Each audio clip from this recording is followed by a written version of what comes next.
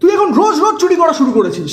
আরে আরে এরকম বলিস না, ওর গতকাল ঠাকুমা মারা গেছে, তাই তো ওর রুম থেকে ঠাকুমার নকল দাঁত পাওয়া গেল। আরে এটা ক্লিপ্টোম্যানিয়া। দেখ দেখ দেখ আবার কার ক্লিপ চুরি করে এসছে। আরে চোর নই আমি। অন্ধের থেকে লাঠি চুরি করেছিস। আরে কারণ আমি নিজে তার লাঠি হতে চেয়েছিলাম। পাশের বাড়ির দাদা নীরজ চুরি করেছিস। আরে ওই জন্যই তো আমরা আজ অন্নপ্রাশনের নেমন্তন্ন পেলাম। ওর বোনের ভার্জিনিটি চুরি করেছিস।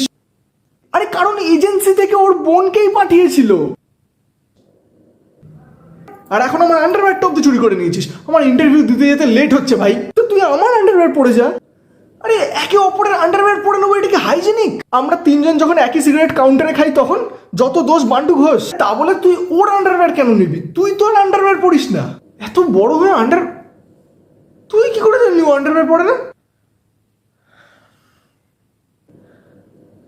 না, এ তোদের সঙ্গে থাকা পসিবল না আমার। ঠিক আছে, যা যা নিয়েছি দিয়ে দেবো। তো শ্যাম্পু নিয়েছিলাম, নতুন কিনে দেবো। শ্যাম্পু আছে, ওটা শ্যাম্পু নয়। ওর জন্যই তো বলতিস তোর মাথায় ফেনা হচ্ছে না।